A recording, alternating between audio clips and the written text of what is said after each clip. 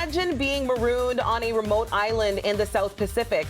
Sound like heaven? Our next guest, real-life castaway Kat Finnerty, joins us to share the lessons she learned while being marooned for 2.5 years and why you should never let a good disaster go to waste. Welcome, Kat. Thank you, Good Steph. morning. Thank you. Kat, you have a story to tell. I do. So you're Toronto-born. Yes, I am. And from Toronto, you went to Australia? I did. I went backpacking in my 20s. In your 20s. So around, let's just pick a random month, March of 2020, you found yourself in Vanuatu. Why? Well, I was just finishing off my book called Never Let a Good Disaster Go to Waste. I happened to meet a man that was a publisher and lived there. And he said, come on over to Vanuatu and we'll finish publishing your book. And all of a sudden, COVID hit and I was in the middle of a disaster and on the most disaster-prone country in the world, finishing my book. So when you're on the island of Vanuatu, they tell you can't leave?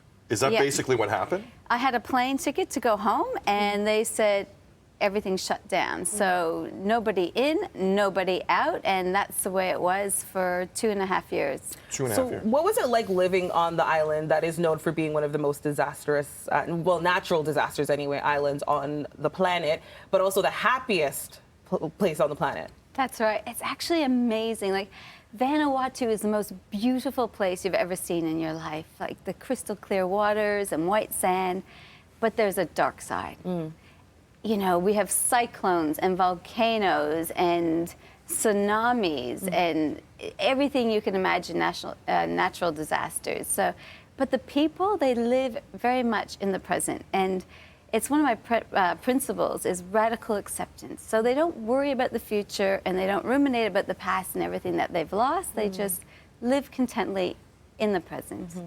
So I'm going to go through the list. Yeah. How many volcanic eruptions have you seen in Vanuatu? Well, one day we woke up and just across another island, we just woke up and saw a volcano exploding. So that was going on and off. That goes on and off quite often. For sure. So and how many tsunamis? 3. How many cyclones? 3 major ones. Major ones. How many Category earthquakes? 5. Oh, we have them almost daily. Daily earthquakes? Yeah, but big ones, like, maybe once a month, like, just go. And you're sitting there, and I'm not exaggerating or in any way. I'm like, you always look on the bright side. Like, that's your attitude while this is going on? 100%. Like, I'm someone, I consider myself a master of disaster because when you're I believe we're either in the middle of a disaster or in one all of our lives. So why are we surprised when disaster strikes? It was always going to happen. Wow. And that's why I wrote a book called Never Let a Good Disaster Go to Waste. So no matter what happens, you're armed with the superpowers to deal with it. Because we always have problems. So it's about becoming better at dealing with your problems. And I know that you've gone through a decade-long battle when it comes to MS, and you talk a little bit about taking a holistic approach when it comes to the medicinal side of things. Tell us a little bit about that. Yeah, so I was diagnosed when I was 27. My first child, my first baby, was 2 weeks old. And, you know, I was told I'd be in a wheelchair by the time I was 40. And I was like, no, not me. And I did everything. So I spent 10 years just looking at, you know, different drugs and stem cells and all different treatments. And I'm proud to say it's been 11 years now, and I've cured myself of MS, and I've also reversed all the symptoms I had. I couldn't really walk for 10 years, could barely see, and so yeah, I'm really someone that just says... I think that's worth this. Yeah. Congratulations. Congratulations. Thank you. Well, I mean, look, we're lucky enough to sit in these seats. You hear a lot of stories. You get to meet a lot of people. I've never met anyone with your story. This is extraordinary what you have seen in a lot of ways.